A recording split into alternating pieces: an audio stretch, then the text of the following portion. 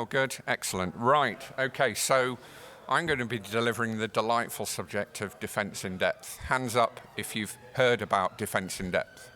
Yeah? Excellent. Hands up if you've actually implemented defense in depth fully. It's all good, you're 100% secure, and you can go for a coffee. Okay, so thanks Ahmed. Yeah, there's very few people that have probably said they've done it all, but it's fair to say we're on a journey.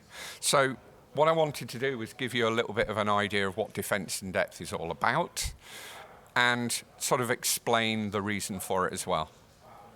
So we talked about previously in my presentation about people moving to the cloud, okay?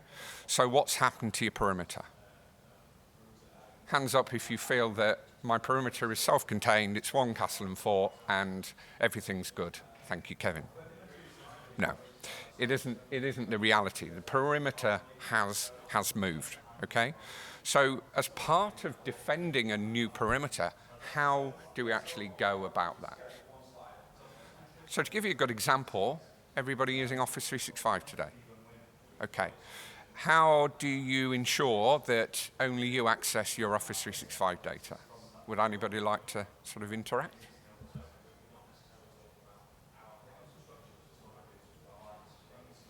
Typically, we enable multi-factor authentication, Kevin. Excellent. So typically, we would bring in multi-factor authentication. And that multi-factor authentication not only protects us, but protects our perimeter. Well, bad news, not necessarily. So if you imagine when you are accessing your 365 environment, those that have implemented multi-factor authentication, you get a push to your phone, yeah? And you press accept. Okay. Anybody had the incident where they're in Office 365 and the Authenticator app is asking them again to authenticate? What do? You ignore it, generally. That's the trick. Ignore it. Because as attackers, we know multi-factor authentication is enabled, so we do a technique called push bombing. Okay? We're pushing those particular policies to that. So we've got to think about an application as a perimeter, haven't we? We've got to think about our hybrid environments as a perimeter as well. So if you're using Azure or AWS or cloud systems, how are you protecting your data in there? I talked a little bit about zero trust. Zero trust is about making sure that the person that is accessing the data, regardless of where they are, is secure when they do so.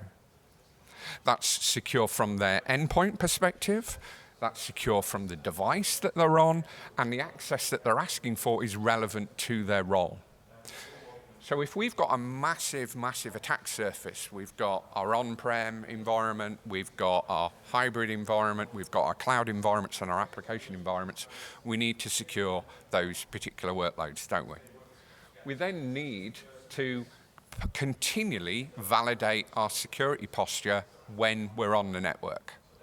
So when you go back to your offices and you log on, how often are you asked to authenticate to the network? Anybody want to give me an example? Normally when you log on, right? Normally when you log on. Now imagine once you're onto the network, a malicious actor compromising your endpoint and taking it over, you're trusted, right? Because you're on the network, you are trusted.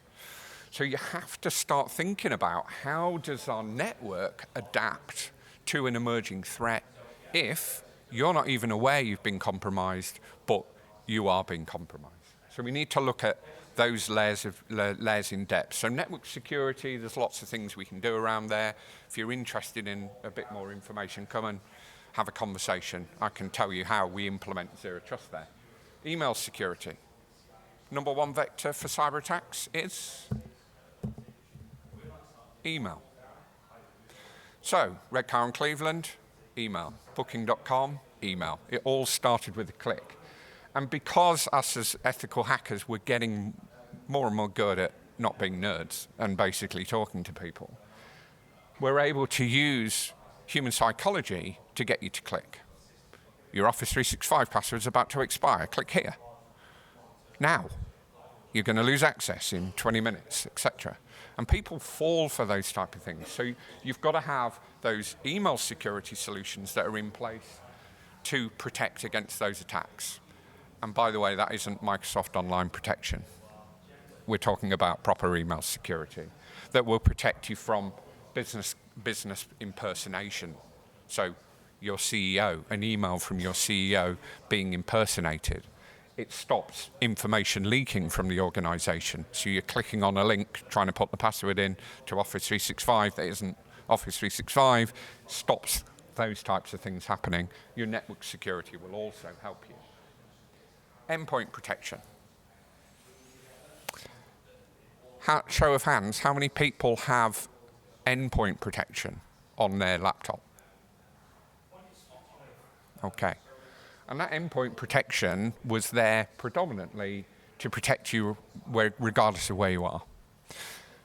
What we look at from an endpoint protection capability is, are we able to protect you from harm regardless of where you are? Okay, whether that's in McDonald's, whether that's on a partner site, whether that's at home, whether that's at work.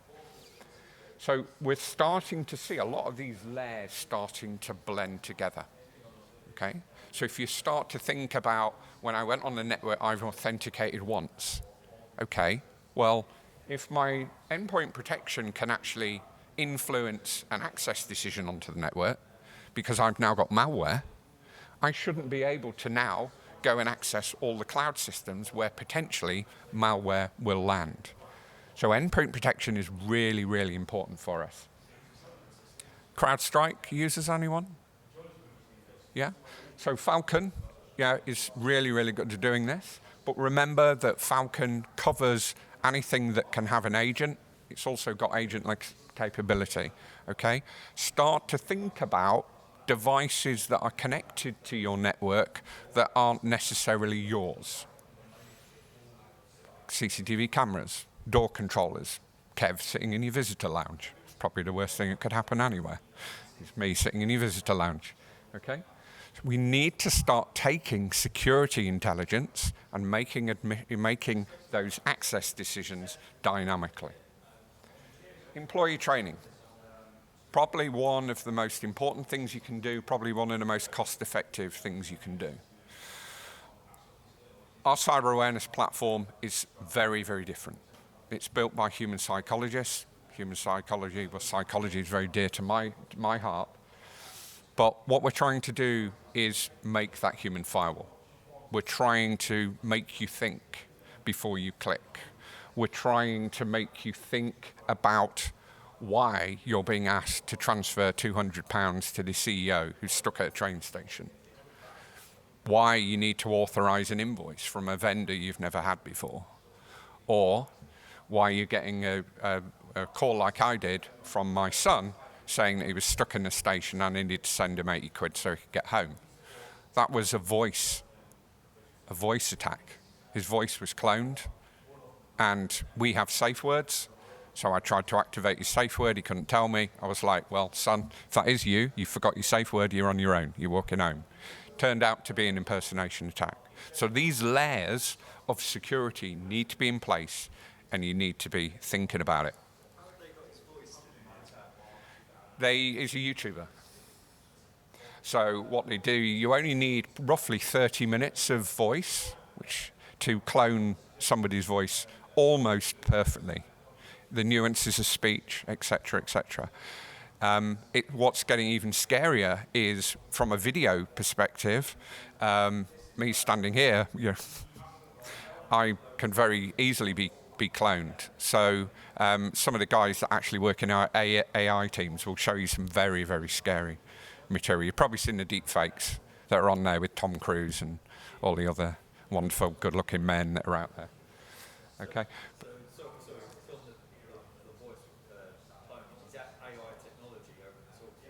Yeah. And it's been monetized as well. So what you've got to start to think about is, if I've got a bad attitude, which I have, and a cause, I don't necessarily need the level of sophistication that I've got in my brain to launch an attack. So there's already, I can't point you to them for ethical reasons, but they're already AI-driven, pay-as-you-go attacks. You upload the voice, you upload the video, tell them what you want to say, and away you go. There's a few AI companies that are out there on the internet where you can, for free, do your own pitch video, and it will take your video, and it will take your voice, and it will mash it together. Pretty unsophisticated, but could be believed. So from an AI point of view, you have to be very, very careful, and the sophistication of AI means that it learns quicker. So typically the pace that we're learning, the next generation AI learns about 20 times faster or 200 times faster than we learn as humans. So it's going to get better. It's going to get better. So what we're looking at here is that multi-layer of defense, okay? You've got to be able to have zones of trust, and you're only allowed to have access to the things you need to have access to.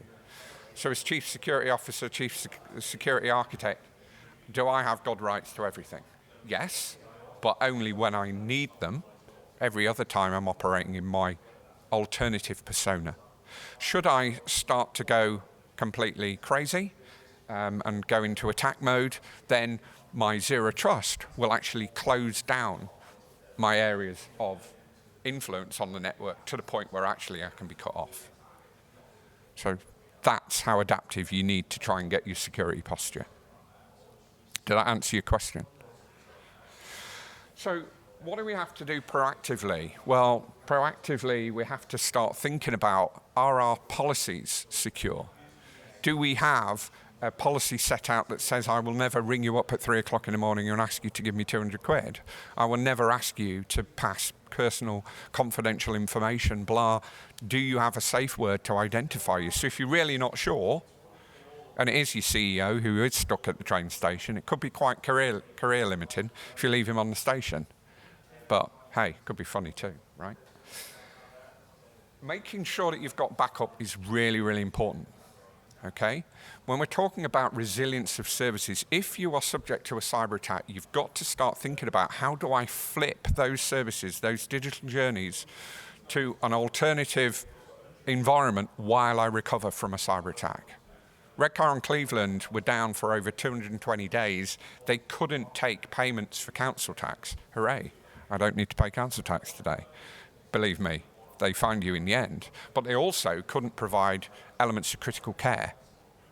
Okay, so there's some serious, child protection agencies were unable to do their job. They were unable to access medical records that were required for them to do their job. Got to be really, really careful. So data backup is something you need to think about, maybe come and chat to us a little bit about. And then that reactive bit, which is our SOC and SIEM, and I'll just explain that in a little bit more detail. So what we can see here is the likelihood of a cyber attack on the left-hand side, your cyber maturity on the right-hand side. The more layers you get, the more secure you are. Okay, so what you're doing, you're reducing your attack probability, but you're never really reducing it to zero. Okay, so lots of people go, I've got CrowdStrike, I've got Cisco Secure Endpoint, I've got 40 EDR, I've got all these different technologies.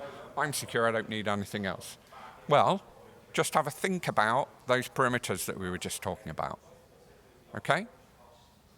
Do you have visibility of everybody that is push bombing you? Do you have everybody that's logging into your Salesforce? Do you have visibility of everybody that's logging into your SaaS-based applications? Do you have visibility of everybody who's trying to attack your perimeter? When I go out as an incident responder to cyber attacks, 9 times out of 10, the logs are telling you you've got a problem. IT just are drowning in them. They do not sit there and look for those alerts. So what we do is we aggregate all that information together into a SIEM, enabling us to bring all those layers of defense and all the information about those defense into one place to enable us to identify a cyber attack early before it actually breaks into a real attack. Have we got any questions?